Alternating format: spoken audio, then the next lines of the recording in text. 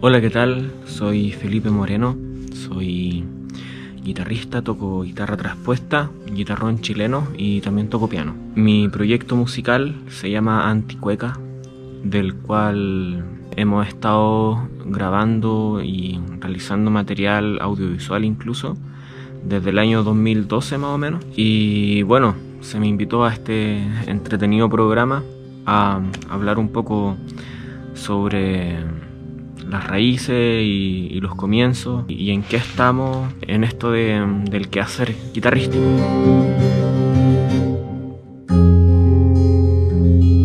Bueno, sobre los comienzos, mi hermano mayor, que tiene 10 años más que yo, él es músico, entonces desde una temprana edad yo estuve expuesto a músicas buenas. O sea, hay grabaciones mías antiguas a los 5 años cantando King Diamond. Y creo que ese fue como mi primer ídolo musical. Mi primera influencia fue escuchar King Diamond, sobre todo el vinilo del disco Them, que bueno, hasta el día de hoy siento que me vuela la cabeza.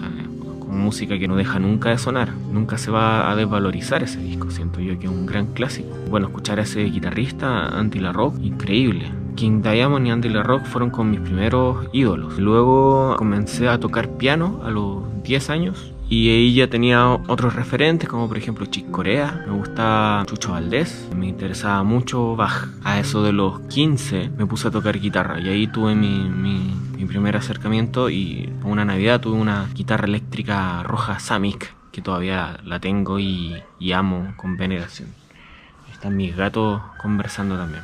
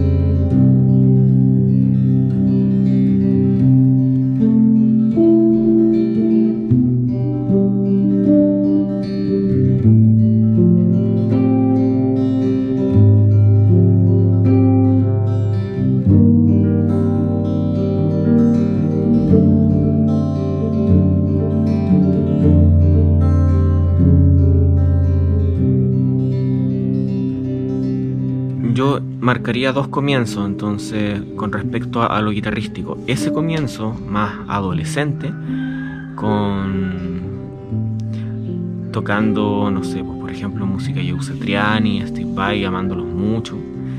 Yendo al Bio Bio, aprendiendo de las clínicas que se vendían en esa época en VHS.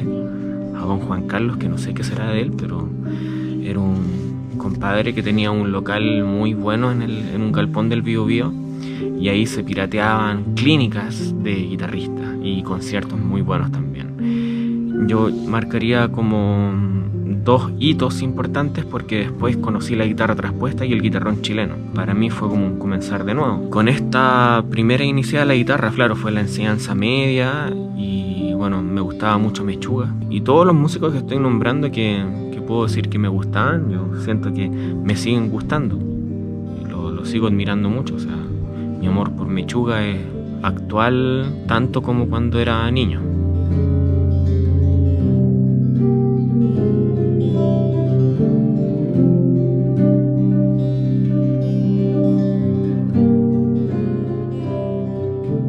Me gustaba mucho Holdsworth, Alan Holdsworth, y una vez ya entrando en la escuela moderna me puse a estudiar guitarra eléctrica de una manera más intensiva y llegué a un nivel bastante bueno, pero siento que en esa época no compuse mucho, fue más como de aprendizaje y técnica que se me perdió al final.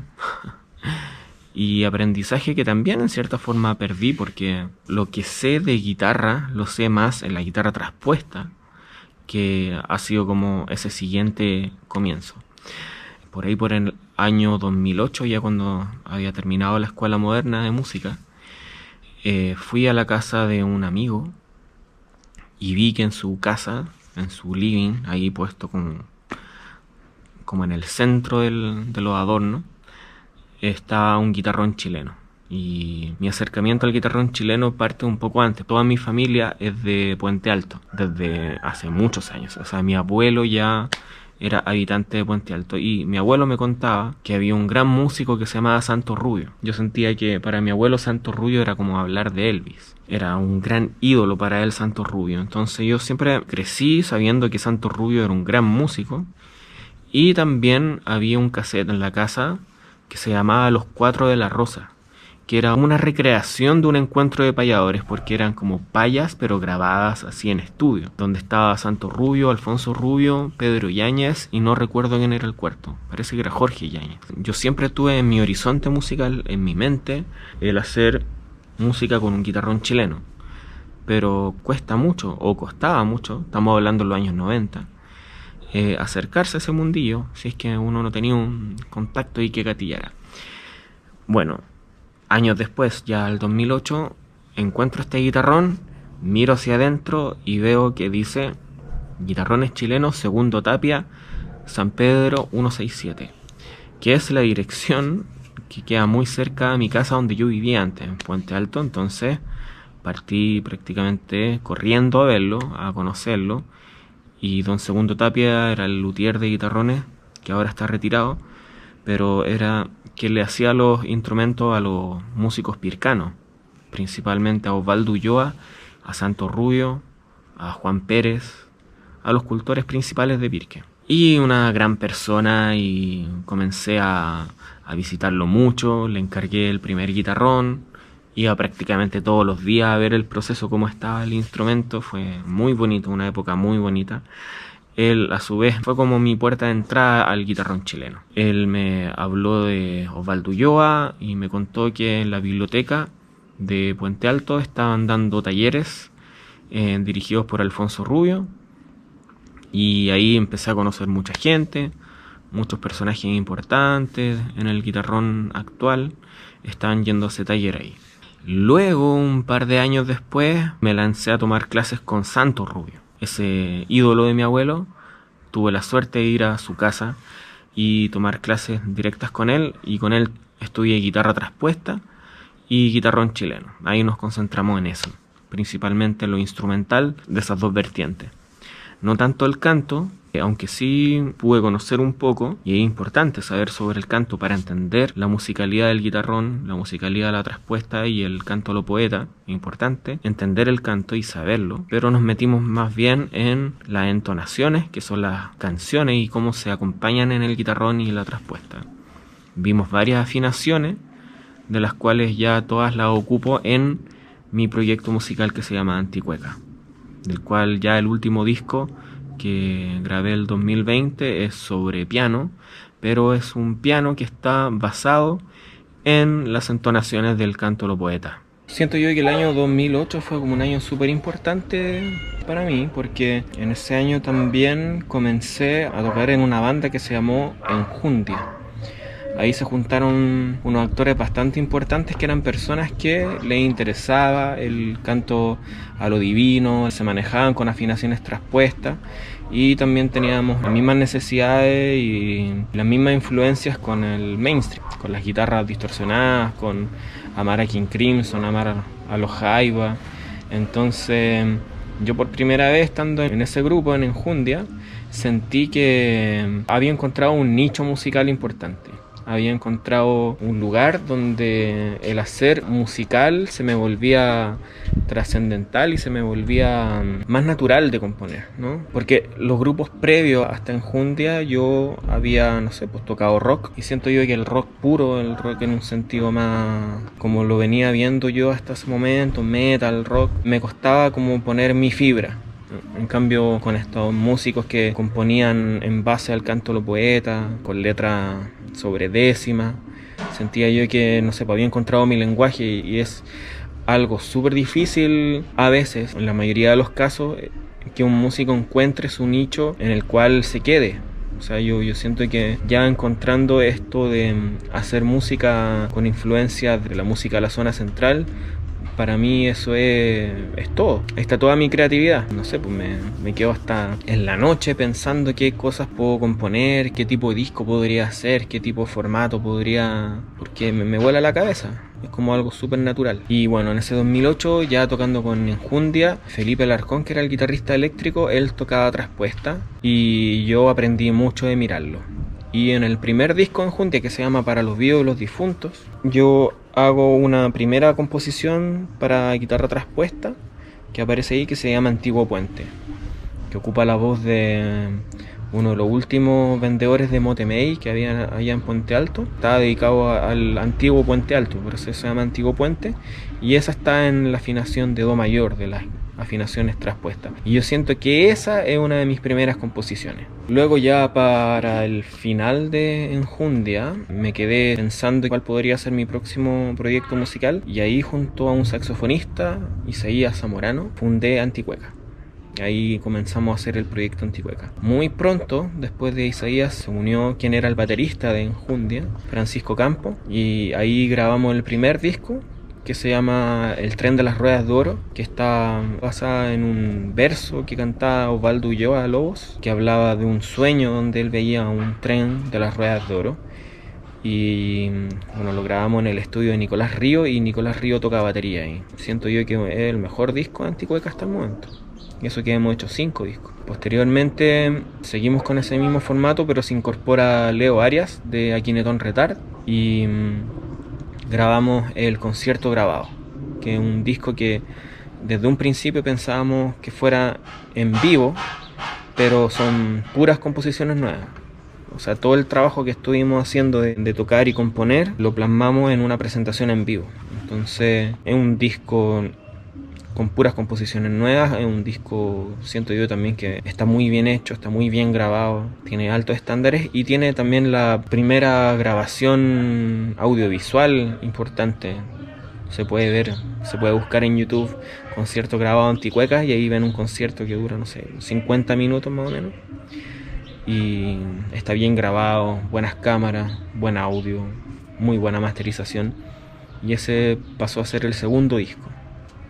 Luego los formatos de personal de las personas que estaban tocando conmigo variaron bastante, y terminé haciendo ya 3 discos posteriores, en los cuales los últimos 2 han sido solitarios. Pero siempre, por ejemplo, el penúltimo disco, que se llama Con guitarra y guitarrón, que tiene guitarra traspuesta y guitarrón chileno, a la hora de montarlo lo monté con muchos músicos, con 9 músicos aproximadamente en la SCE, y ese concierto de lanzamiento del Con guitarra y guitarrón también tiene una grabación en video bien hecha, que yo siento que es como parte de los trabajos importantes que se han hecho con Anticueca. Y lo último es un disco para piano solo, que fue hecho totalmente en pandemia, y está basado en las melodías del canto a lo poeta.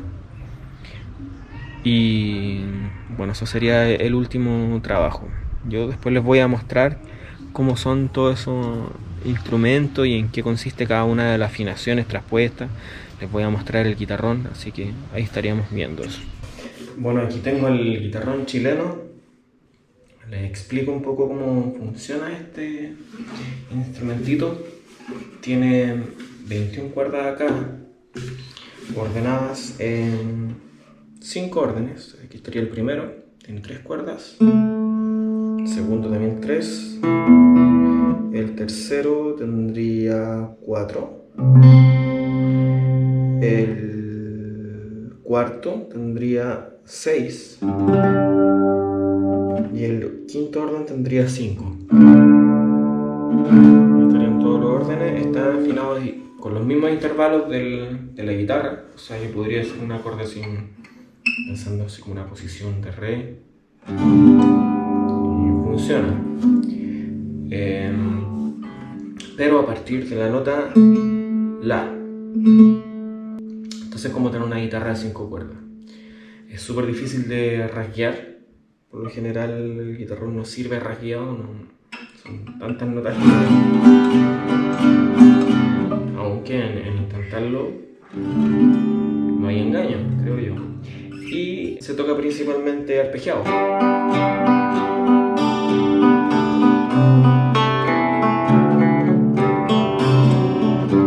Es un instrumento súper modal, en el sentido de que es pura otra cuerda al aire. Y también tiene estas cuerdas al aire, que son los diablitos.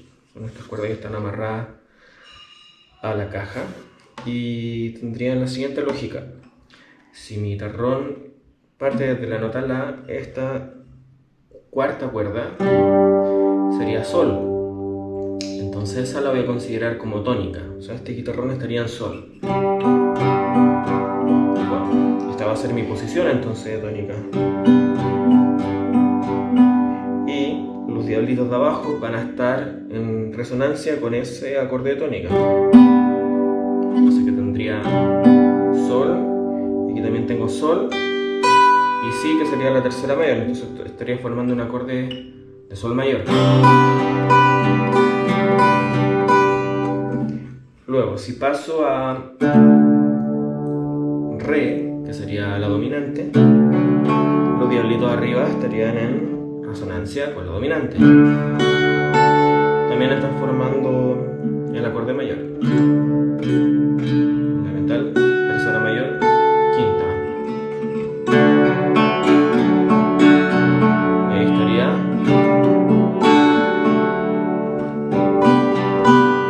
Luego se pueden formar más acordes, pero hay entonaciones que una de las que les voy a mostrar es una entonación súper simple que ocupa estos dos acordes. Es una entonación que se le puede escuchar a Osvaldo Ulloa. Si buscan el documental, también hay otros donde aparece él también, que se llama Cantándome Amaneciera y La Caña con Choclo. Todos estos documentales están hechos por el gran Claudio Mercado, que fue una de las personas que se dedicó a registrar mucho a los cantores de Pirque durante 10 años aproximadamente. Entonces tiene un montón de material, y ese material también, aparte de los documentales, está acuñado en el Museo Precolombino. Así que a los que les interese, vayan para allá. Bueno, esta es una de las entonaciones de Osvaldo Ulloa.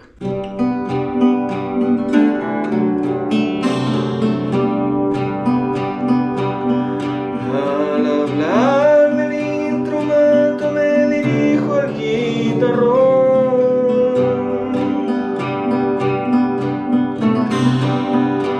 con su alambre y su bordón, su sonoro portento.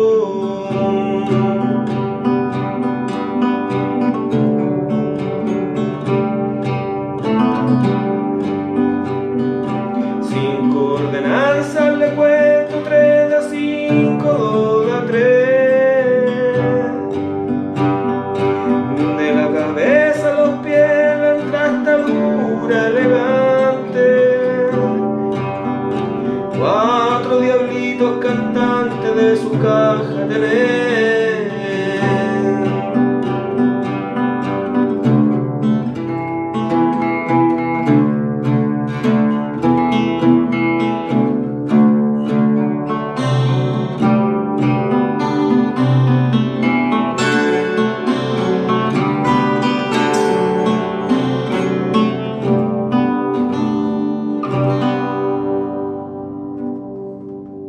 Bueno, estos son los instrumentos que ocupo para Anticueca. Son distintas guitarras porque cada una está afinada de forma distinta. Esta, por ejemplo, estaría en do sostenido menor. Suenan así las cuerdas al aire. Luego tendríamos, bueno, el guitarrón, que lo expliqué recién. Tendríamos esta guitarra que estaría afinada en half Nashville, que es una afinación estándar, pero barítono, o sea, también partiendo de La y llegando a La. Baltasar Raimundo, ahí, salude. Ya, mira, entonces, digamos que la cuerda sexta es grave, la quinta también, y irían en una octava más arriba las dos cuerdas del medio, y volverían a estar con relación a las primeras dos cuerdas, las primeras 6, la sexta y la quinta, la segunda y la primera. Entonces tiene este orden. Esa sería la half Nashville, la que ocupa Pat Metheny en One Quiet Night. Esta eléctrica estaría afinada en do mayor. Y bueno, por acá tenemos el pianito, Esto sería lo que ocupé para el último disco Anticueca, Verso por Nacimiento. Sería un piano Kurzweil, pero cargado a este sampler que se llama Noir, que tiene la particularidad de ser también un piano preparado. Tienen sonidos de baquetas sobre, por ejemplo.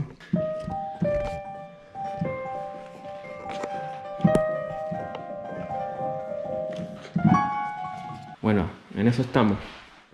Esos son los instrumentos. Y nada, les quería mostrar un poquito el mundillo interior.